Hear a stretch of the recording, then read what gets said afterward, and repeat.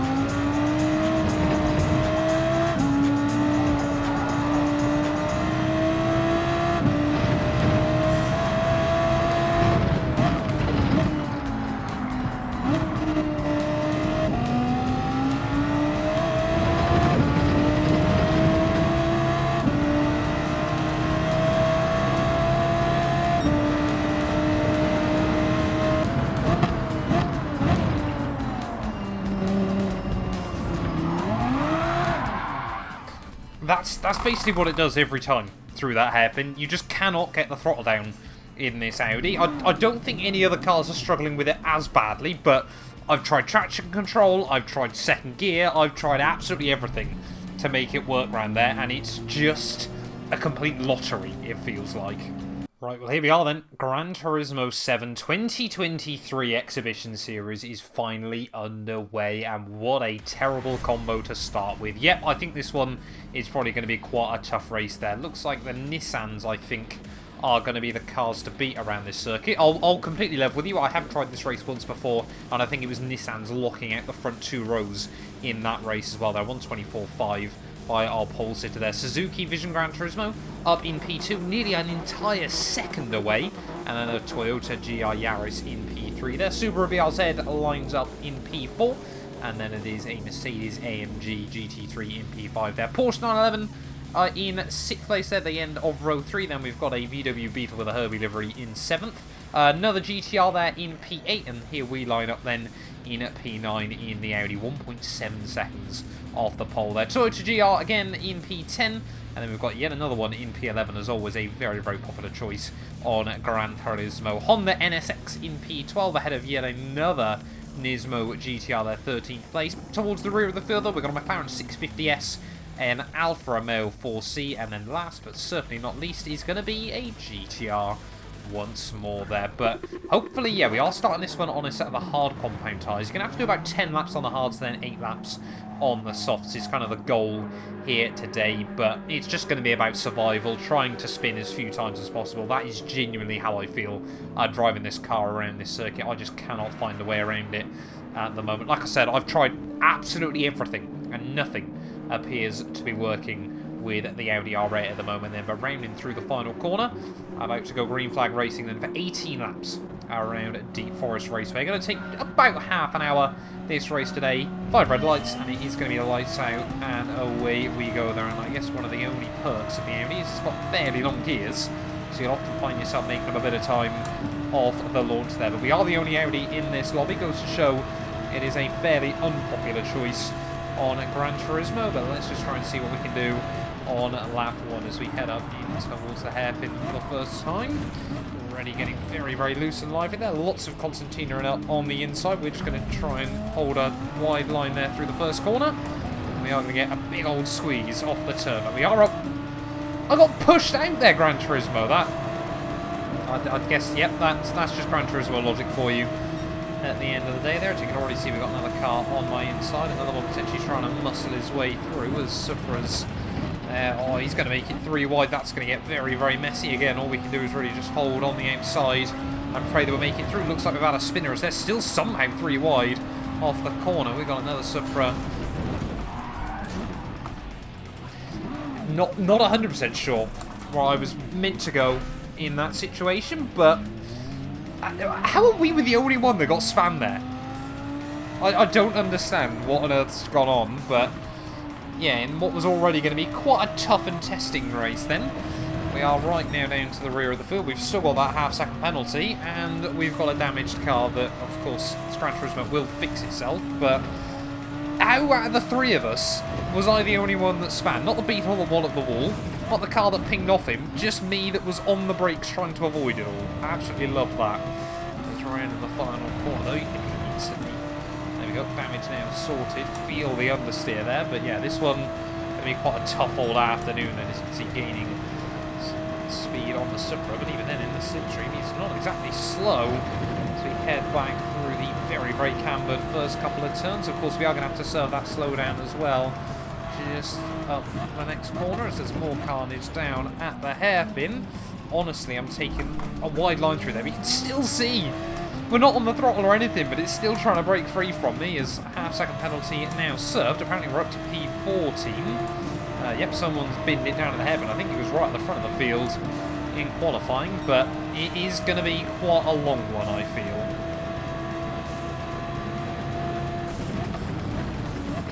Already, we've got another couple of cars off in the wall.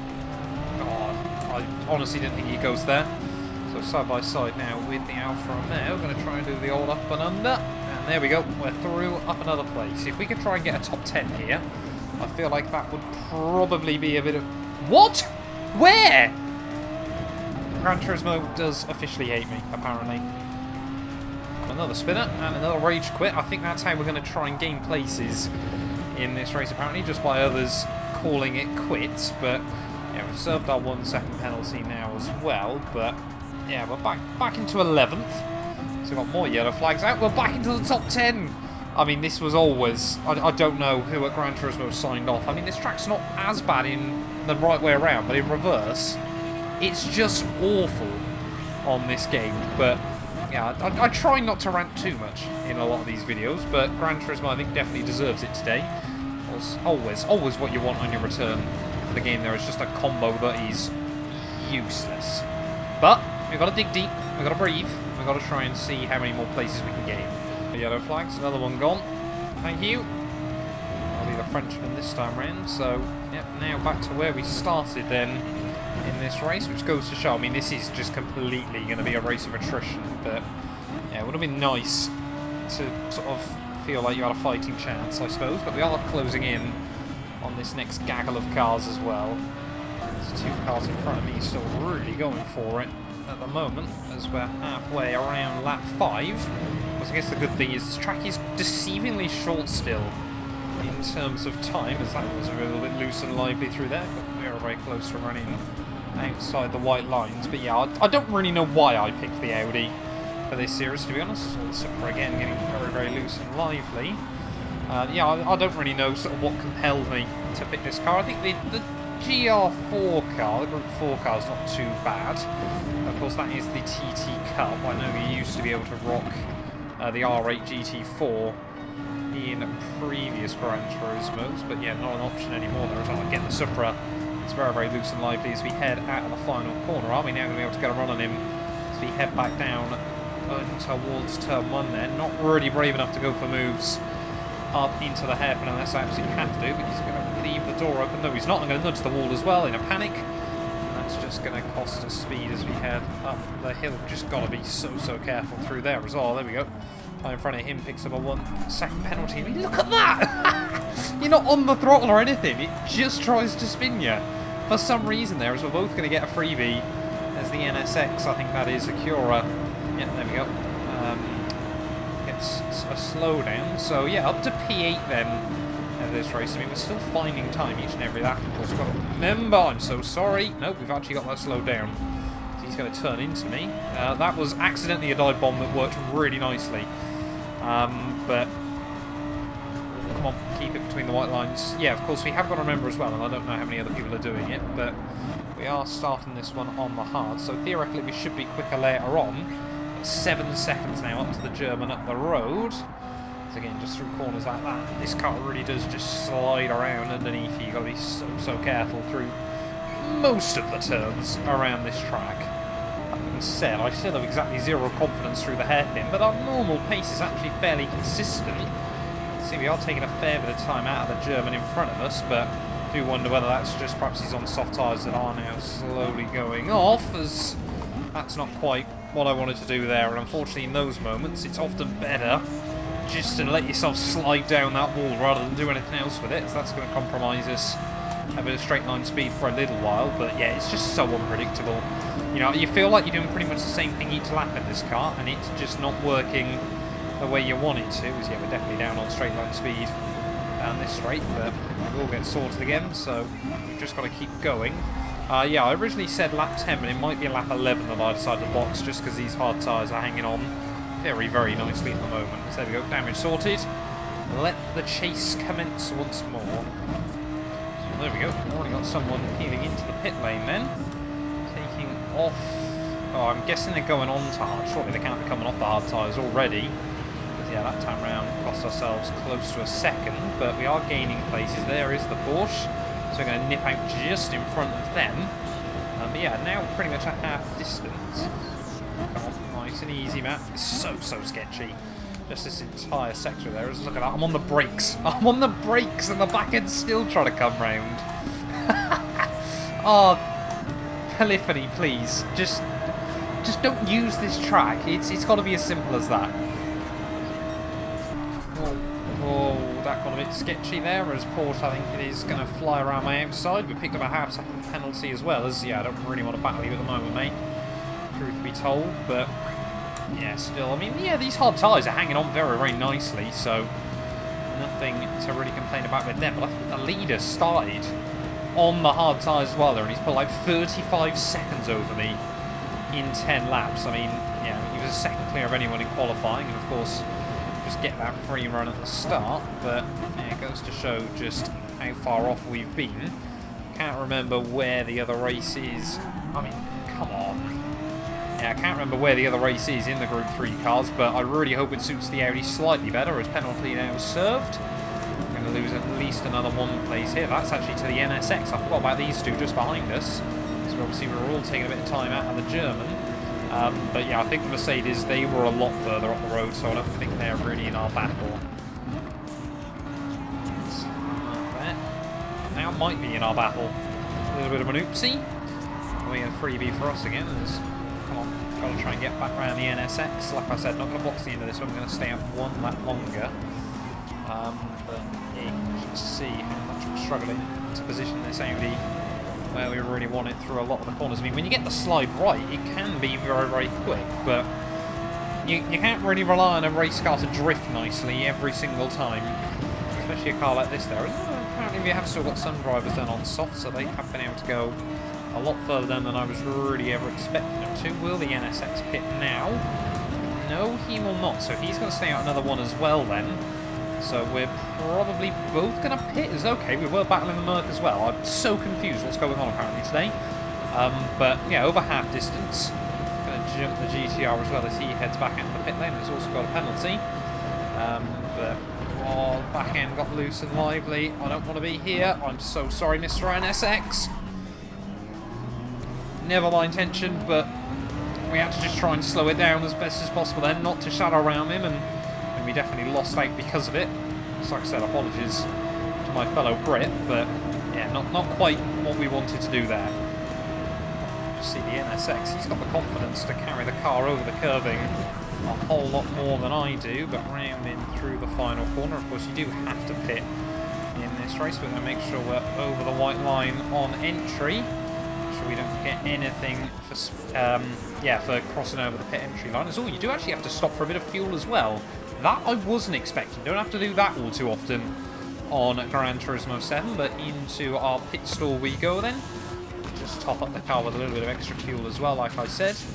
Obviously get those soft tyres on us. There we go. That's going to see us nicely through to the checkered flag. And now we're going to re-emerge then back out around the Mercedes, I think. No, we're actually going to be quite a long way ahead of the Merc, so not too sure how we manage that, but let's just get on with it. There we go. A couple more cars into the pit lane then, so might just be able to get a bit of an undercut on the pair of them. There's one of them re-emerging out of the pit lane, the other one's going to jump forward once again, so we are still fairly close. Actually, it looks like we got the jump then on the Brit there, so that's quite nice. And it was actually the McLaren 650S that had promoted themselves right up the order then towards the front of the field. As again, still just trying to be careful through that hairpin, but yeah, 5 laps to go then after this one. We could still potentially, you know, top 5 is not sort of out of the realms of possibility. And I mean, like I said, going into this, it was just about getting to the end and trying to pick up a few championship points. McLaren definitely wants to put up a fair old fight for the position, though, so we're both still taking time out of the car in front. It's going to be another Nissan, as look at that really nice run that time round out in the final corner. What is he going to try and do then? We'll have a look to the inside. He's not going to try and go too defensive. So he head back down in towards Tom. We've got another car leaving. I think that was the Merc. Just keep it nestled there between the McLaren and the wall, as up here this is where it gets really, really sketchy. The McLaren much more confident, but maybe a bit overconfident. Nope, they're just going to lose the back end slightly as well. So after all of that, we're going to be side by side off the exit of the corner there. German in front, losing plenty of time in his Nissan, and now the McLaren is going to tuck back into the slipstream behind us. So yeah, top 5 is definitely still on the table today, so we're going to force him a long way around as we head down the hill. He's actually going to give me a bit of a push offline on the entry, and that might just open the door for him, which it has done. We'll try and put the power down on the exit, and luckily we're confident enough, brave enough and early enough on that throttle to hang on to the place. And we felt like we were a bit quicker, as just through there as well. That's another corner where it's incredibly sketchy. Try and keep front inside wheels over the white line, and then through here you're really just trying to keep the car over the curbing, as again very loose and lively. Again, we'll get a little bit of a push from the McLaren behind. You can just see how much extra input trying to make on the steering wheel to try and keep this car going where I need it. But in now the slipstream range of the GTR, we do seem to be able to get very good traction out of that final corner there, so perhaps that's one of the turns where the Audi does sort of come into its own. But yeah, it looks like 4th is a very long way up the road, but 4 more laps then here from Deep Forest Raceway. And now let's see if we can try and get a run on the Nissan somewhere. He's a little bit offline on the way in, but he scoops it up quite nicely as well. The McLaren just thought he was going to send it there, but luckily we'll be able to get the power down around the outside, and we might actually get a good run on the GTR as well. Having to take those compromised lines is allowing us to get very good traction off the corner. It's 26.8, not bad for a personal best there, but we're going even quicker on this lap so far. Of course, helped us along, of course, by the slipstream, but are we going to be able to find a way around the GTR there, or just give a tiny bit of a kiss through the next corner? Just, tending to hurry up a little bit now, as I'm very worried about what McLaren behind might still be able to do. Heading through the next couple of turns, I wonder if he's on more hard compound tyres, because he's definitely struggling. As around the outside, I have a bit of a look there. Wasn't quite planning on going for something there, as our GTR again gets loose and lively. The McLaren, though, still right in the thick of it, as the GTR is going to have to go defensive. Will steam to the outside of him, try and go clean around the outside on the brakes there. He's still got the nose there. The McLaren's going to try and get the run off the turn, but with 3 laps to go then, we are now up into P5 of this race. Italian 10 seconds up the road, so unless something goes disastrously wrong, not going to be able to get to him. But look at the McLaren now closing in on the GTR there. They're going to give each other a big old squeeze. Oh, there's contact between them. The McLaren gets his run completely slowed down As we head up into the hairpin, we're just going to sit defensive. Absolutely park it on the curb in that time round. They just have to hold the brake for the back end to try and come round. But now we get the power down off the corner. And we've now got ourselves at the slipstream range. You just got to try and keep a little margin of safety through these final 2.5 laps, because this is a big battle of cars. Oh, so close. I wanted to see if I could try and take fast lap away from the Turkish driver. I have no idea where he is in this race, but yeah, we're half a tenth away on that last lap. I can't help but feel like the tyres are starting to go off as well, just a little bit. We have taken a fair old chunk of time at the Italian there, as we will make it all 18 laps without spinning entirely through the hairpin, which you do not understand how sad that I'm impressed by that fact there. Like I said, this was always going to be a very difficult combination then, just because of how loose and unpredictable this Audi is. But I'd rather make this mistake now during the off-season rather than pick this Audi up for an entire year of Gran Turismo racing. And yep, that pretty much does confirm it, that we will not be using this car through an entire season. I'm still tempted by the Toyota, but we'll wait and see as to what happens there. We're just heading our way through this final lap. It is going to be our fellow Brit that takes home the win to the nudge of the wall there. Not going to do me any favours. Oh, and there we go. We get a half-second penalty as well for our troubles to finish off this race. But rounding through the final couple of corners, honestly, P5, I'm very happy with that one, especially with the pace we've shown towards the end of the race there. Didn't really feel like we could have, you know, been fighting for the win or anything like that, but we were taking good time out of the front runners towards the end. P5, we will absolutely take it there, and solid points on the board to kickstart the new year. But it is the Supra that takes home the win then, ahead of the 911 RSR. Turismo's third and fourth ahead of myself there, and the Suzuki does recover to P6 ahead of the NSX and the McLaren 650S. Another Nissan GTR as well in P9 with the Beetle rounding out the top 10 there. 4 DNFs, or 4 rage quits even, sorry, I should say, from this race. So yeah, certainly was, as always, going to be a race of attrition. But thank you all so much for watching. If you have enjoyed, please do make sure you leave a like, get yourself subscribed, and yeah, we will return very soon with more Gran Turismo 7, where hopefully the combos won't be so eggy.